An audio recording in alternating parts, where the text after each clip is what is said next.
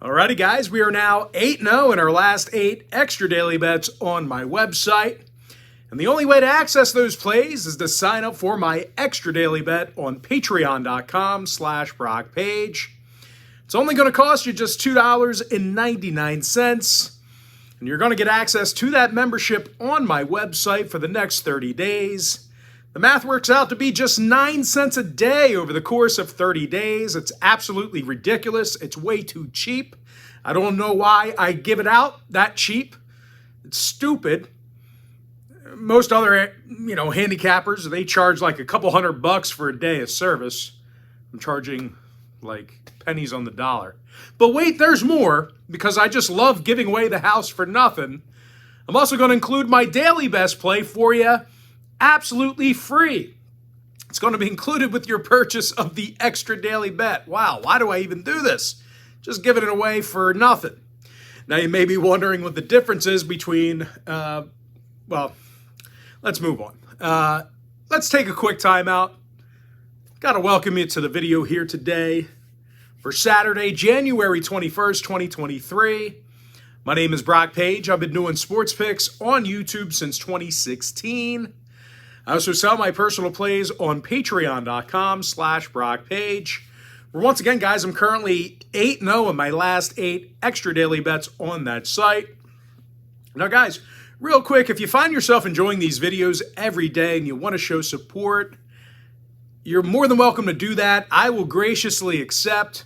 You are more than welcome to sign up for any one of my memberships on my website. Now, of course, I'm going to recommend that you pick up my all-inclusive board member package. It gives you access to every single play, every single package, every single day for the next 30 days. If you sign up here today, it's all-inclusive. It's full access. It literally gives you full access to every play I give out on that site and every single membership that's offered there. And if you sign up here today, the math is going to work out to be just $1.66 a day. It's literally nothing. You'll never even miss $1.66 a day. That's for sure. And you're going to get access to everything, all my personal bets, private podcasts, private videos. Man, a lot of good stuff going on over there. Certainly good value for you, as I'm posting anywhere between 4 to 6 personal plays on that site every single day.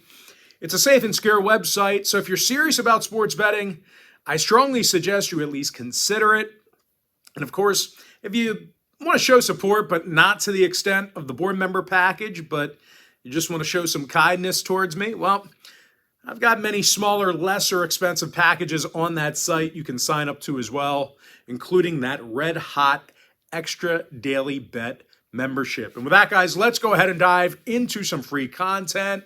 Got a really large slate of games. We narrowed it down to about 15 games we're going to break down here today. So let's take a look at Miami, Florida. The Hurricanes taking on Duke, 12 o'clock Eastern tip-off. Duke's the 6-point favorite. Total's 148.5. And even though Duke's favored by a couple of buckets, they may have to go to work without their second leading scorer. Jeremy Roach, he's currently battling a toe injury right now. I'm not sure if it's a broken toe, sprained, or turf toe. But the one thing you need to know, his toe hurts. When it comes to covering, well, Duke's been pretty bad at it lately. They failed to cover in 6 out of their last 7 outings, and they've been little threat shooting it from long range. They're facing a Miami team on the other side who plays some really tough defense themselves. The Canes allow only 69 points per contest, and they're one of the better teams in the ACC in guarding the 3-ball. When it comes to offensive production, this is a top 35 field goal shooting team in the nation. Nur Chad Omier, he's making 61% of his attempts from the field. He's also averaging double-digit boards. Meanwhile, teammate Isaiah Wong, he leads the team in points with over 16.5 points a night. Now, injury-wise, Casey is questionable for Miami. Meanwhile, for Duke on the other side, Blakes and Roach are questionable. When it comes to the total, Duke went 60% to the over in their last 10. Meanwhile, Miami saw their last 3 straight get over the line themselves. I'm going to lean toward the Miami Hurricanes, +6, keeping that one close, over 148.5. Next game, it is going to be TCU at Kansas, 1 o'clock Eastern start time. Kansas is -7, totals 146. Now, the Jayhawks have struggled covering the point spread recently. These guys failed to cover in 5 out of their last 7. They're having a tough time grabbing defensive boards. They're actually facing a TCU team here today who's one of the better offensive rebounding teams in the Big 12. When it comes to scoring, the Horned Frogs are averaging nearly 78 points a game. Mike Miles, he scores nearly 20 points a night. He's also shooting 53% from the field. Meanwhile, Emmanuel Miller, he's scoring over 14.5 points a night himself. Now, when it comes to defensive play, the Horned Frogs are limiting their competition to just 29% shooting from beyond the arc. When it comes to the injury report, Peavy is questionable for the Horned Frogs. Meanwhile, for Kansas, Martin and Rice are questionable for them. Evers and McCarthy are still out. When it comes to the total, Kansas went 60% to the over in their last 10. Meanwhile, TCU saw 7 out of their last 10 get over the total themselves. I'm going to lean toward TCU -7 over 146. Next contest, it is going to be Virginia taking on Wake Forest, and that'll be at 2 o'clock Eastern start time. The Virginia Cavaliers are -3, totals 136. Now, I do like the Cavaliers to get the job done here. They won their last 4 straight, and they play some of the toughest defense in the country. As a matter of fact, the Cavaliers are holding their competition to just 59 points a game. When it comes to offensive production, not many teams in the ACC are more efficient shooting from three-land. Leading scorer Armon Franklin, he knocks down over 41% of his three-pointers. Meanwhile, Reese Beekman, he's averaging just about double-digit points a game. And he's also making 47% of his long balls. Now, they're facing a Wake Forest team who struggles a bit on defense. They're allowing nearly 73 points a game. Meanwhile, on the offensive end of the court, they've certainly had their issues grabbing offensive boards at times. Now, when it comes to the total, Wake Forest did see their last 8 straight all get over the number. Meanwhile, Virginia saw overs against the likes of Virginia Tech, Syracuse, and Pitt. I'm going to lean toward Virginia -3 over 136. Next matchup, it is going to be Iowa at Ohio State, 2 o'clock Eastern start time. Ohio State's -3.5, totals 153. Now, the Buckeyes lost their last 5 straight, and they've had some real problems offensively during that time frame. Ohio State averaged just 66 points a game during that 5-game skid. They're also facing an Iowa team on the other side who won their last 4 straight themselves. And they're actually scoring more points a game than most teams in Division I. These guys are actually in the top 15 in the country right now in points per game. Chris Murray, he's scoring over 21 points a night. He's actually 12th in the nation in points per contest. Meanwhile, Phil Rebraca's scoring nearly 14 points a night himself. He's also averaging over 8.5 rebounds. Now, total-wise, Iowa's 7-2 to the over in their last 9. Meanwhile, Ohio State saw 5 out of their last 9 get over the line themselves. I'm going to lean toward Iowa +3.5 over 153. Next contest, it is going to be Iowa State taking on Oklahoma State, and that'll be a 2 o'clock Eastern tip-off. Oklahoma State is the 1-point favorite. Totals 125. Now, OK State dropped 3 out of their last 4, and they're having a tough time scoring points. They're averaging only 68 points a game, and they've struggled shooting from three-land. They're facing an Iowa State team who's really tough to score against themselves. They're holding their opponents to just 29% shooting from beyond the arc. They're also 8th in the country in fewest points allowed per game. Jaron Holmes has 23 steals on this season. He's also leading the team in points per contest. Meanwhile, Gabe Koster's averaging over a dozen points a night himself. Now, when it comes to the total, Iowa State saw unders against the likes of Kansas, Oklahoma, and Iowa. Meanwhile, Oklahoma State went 80% to the under in their last 10. I'm going to lean toward Iowa State +1 under 125. Next matchup, it is going to be Texas Tech taking on Kansas State, 2 o'clock East. K-State's -4, totals 145. Now, K-State's done a real nice job against the number here recently. They're 8-2 against the spread in their last 10. They're also averaging over 78 points a game, and they shot pretty well from the field this season. Keontae Johnson, he makes over 55% of his field goal attempts. He's also the team's leading scorer with 18 points a game. Meanwhile, Marquise Noel, he's averaging 16 points a night himself. They're facing an ice-cold Texas Tech team who lost their last 6 straight. And out of those 6 losses, the Red Raiders allowed 75 points a game defensively. Now, total-wise, no real surprise here, guys. Texas Tech went 80% to the over in their last 10. Meanwhile, K-State saw 8 out of their last 10 get over the total themselves. I'm going to lean toward Kansas State -4 over 145. Next ball game, it is going to be UCLA taking on Arizona. That'll be a 2 o'clock Eastern tip-off. Arizona is the 1.5-point favorite. Total's 148. Now, I'm not sure the Wildcats play good enough defense to get the job done here. They're allowing 73 points a game, and they've hit a bit of a rough patch offensively as well. Out of Arizona's last 4 ball games, they lost 2 of them, and they were actually held to 68 points or less in both of those losses. They're facing a red-hot UCLA team who hasn't lost a ball game in quite some time. And when it comes to defensive play, not many teams have been able to score against these guys. The Bruins allow only 59 points per contest. Now, Jalen Clark, he has 48 steals on the season. He's also the team's 2nd leading scorer. And speaking of points, Jaime Jaquez, he's scoring a team-high 16 points a night. Now, total-wise, UCLA saw overs against the likes of Arizona State, Maryland, and Denver. Meanwhile, Arizona saw 2 out of their last 3 get over the total themselves.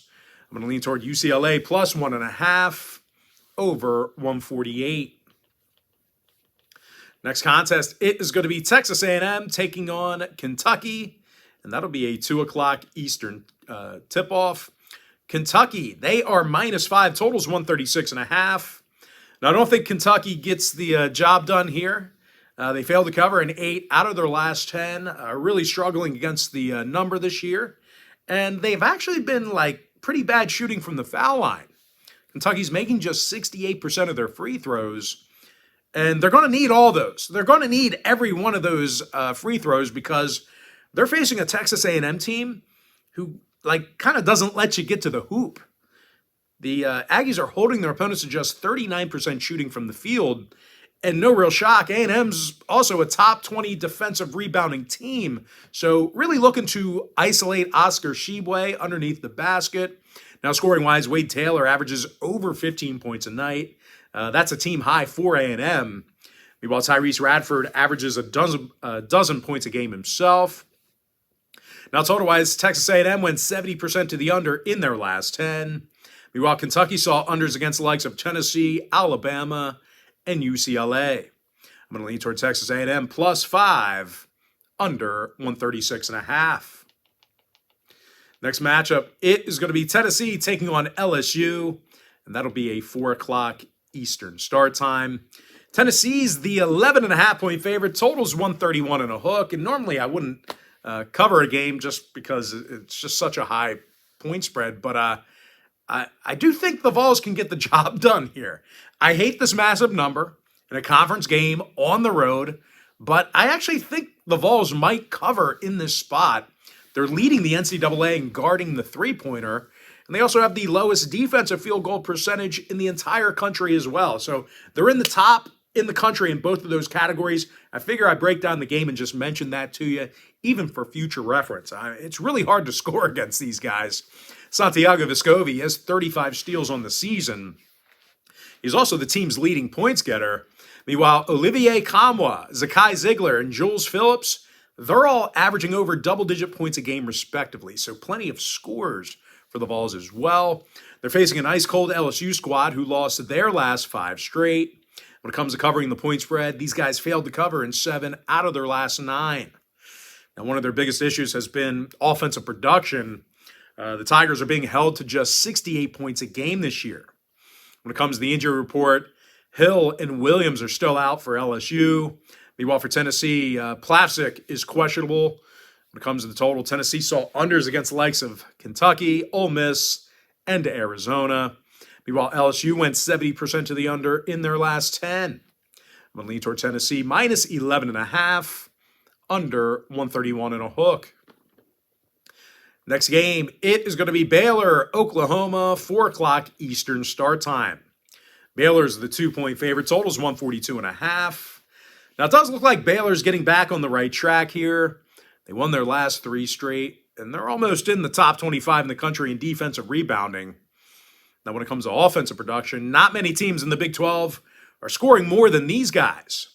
The Bears are averaging just about 81 points per contest. Keontae George, he's averaging over 17.5 points per game.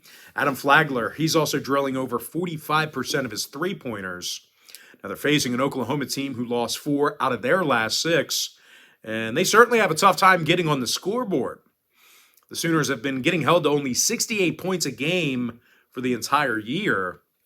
When it comes to the total, Oklahoma saw unders versus the likes of Texas Tech, Iowa State, and Florida.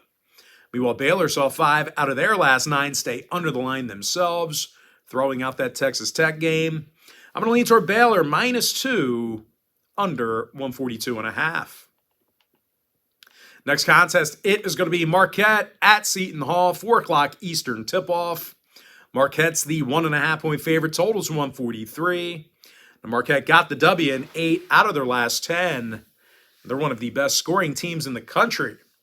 They're making over 50% of their field goals this year, and they're also averaging 82 points a game. Now, Cam Jones, he's scoring a team-high 16 points a night. Meanwhile, David Joplin, he's drilling 40% of his attempts from three-land. Now, they're facing a Seton Hall team who's certainly not built for a track meet offensively. These guys average just 69 points a game. They're amongst the worst three-point shooting teams in the Big East. When it comes to the total, 5 out of Seton Hall's last 9 got over the line. Meanwhile, Marquette went 6-3 to the over in their last 9 themselves. I'm going to lean toward Marquette -1.5, over 143. Next contest, it is going to be NC State taking on UNC, 5 o'clock Eastern start time. And for some reason, North Carolina games don't show up on the big screen. I don't know why. But anyway, UNC's -5.5, totals 153 and a hook. Now, I'll tell you what, guys, I'm not sure the Tar Heels are playing good enough defense to cover here. They're allowing nearly 73 points a night defensively. They're also having a tough time grabbing defensive boards. Now, when it comes to covering the number, UNC failed to cover in 5 out of their last 7 ball games. They're facing an NC State squad who's played some really good basketball here lately. They're on a 4-game winning streak, and they also got the W in 8 out of their last 10. Casey Morsell, he's knocking down over 44% of his three-pointers. Meanwhile, Terquavion Smith, he's scoring a team-high 19 points a night. Now, as a team, NC State, they're averaging 80 points per contest, doing a really good job on the offensive end of the court. And no real surprise here, the Wolfpack saw overs recently against the likes of Miami and Furman. Meanwhile, UNC went 6-3 to the over in their last 9 themselves. Give me NC State +5.5, over 153 and a hook. Next game, little SEC action. I'm talking about Bama, Mizzou, 6 o'clock East. Alabama's -5, totals 162. Now, I'll tell you what, Alabama could very well score 100 points in this one. They're a top 15 scoring team, and they're grabbing more offensive boards per contest than any other squad in college basketball. Brandon Miller snagging over 8 rebounds a night. He's also the team's leading scorer with 20 points a game. Meanwhile, Mark Sears, he's second on the team in points. He's also drilling 40% of his long balls. And they're facing a Missouri team who allows just entirely too many points. The Tigers are giving up nearly 76 points a game. They're one of the worst defensive rebounding teams in the SEC. And when it comes to the offensive end of the court, not much better there, as the Tigers are one of the worst offensive rebounding teams in the entire country. When it comes to the total, Mizzou went 60% to the over in their last 10. Meanwhile, Bama saw overs against the likes of LSU, Arkansas, and Mississippi State. I'm going to lean toward Alabama -5, over 162.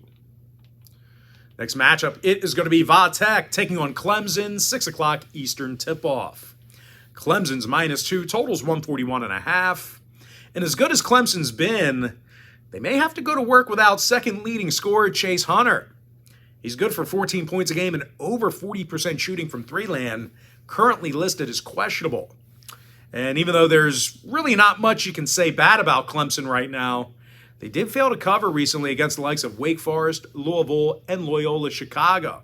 Now they're facing a Virginia Tech team who's actually played some pretty bad basketball lately themselves, but they do look to capitalize on the injury to Chase Hunter.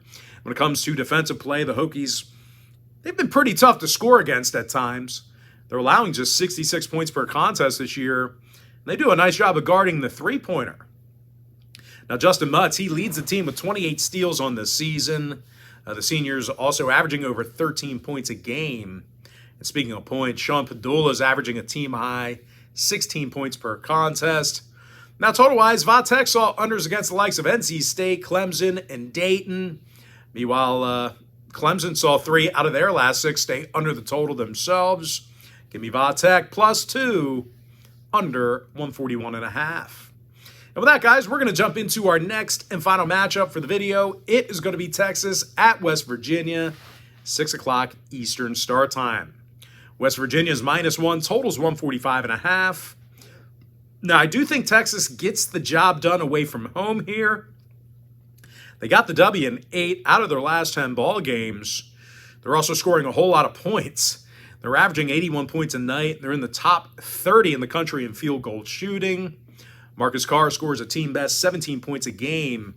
He's also drilling nearly 41% of his three-pointers. Meanwhile, Timmy Allen and Tyrese Hunter, they average double-digit points a game themselves. They're facing a West Virginia squad who lost 5 out of their last 6.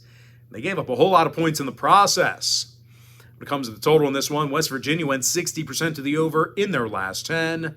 Meanwhile, Texas saw 9 out of their last 10 get over the total themselves. I'm going to lean toward Texas +1 in the over 145.5.